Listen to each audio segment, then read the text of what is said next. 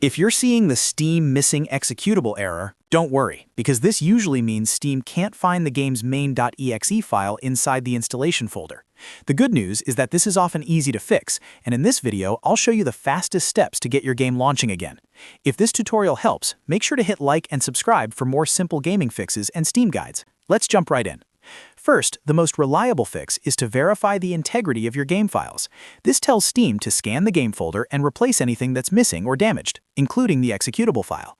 To do this, open Steam and go to your library. Then right-click the game that has the error and choose Properties.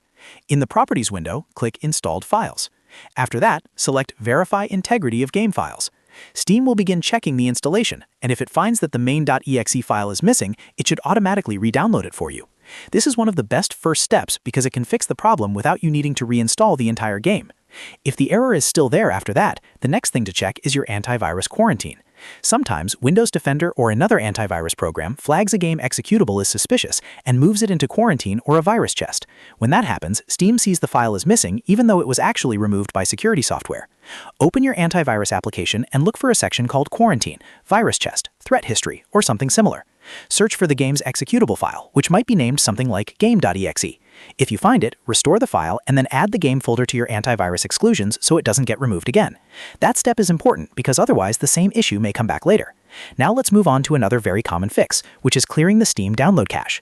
A corrupted download cache can cause Steam to think a game installed correctly when in reality the executable is still missing or incomplete. To clear it, open Steam and go to Settings. Then click Downloads. From there, find the option to clear download cache. Steam may ask you to sign back in afterward, and that's completely normal. Once you log back in, try launching the game again and see if the error is gone. In many cases, this refreshes Steam's local data and fixes problems that were preventing the game from loading properly. If you still have the issue, the final step in this tutorial is to run Steam as an administrator. Sometimes Windows blocks Steam from accessing certain folders or making changes to protected files, which can stop it from finding or restoring the executable. To do this, right-click your Steam shortcut on the desktop and select Run as Administrator. If prompted by Windows, click Yes to allow it. After Steam opens with admin rights, try launching the game again.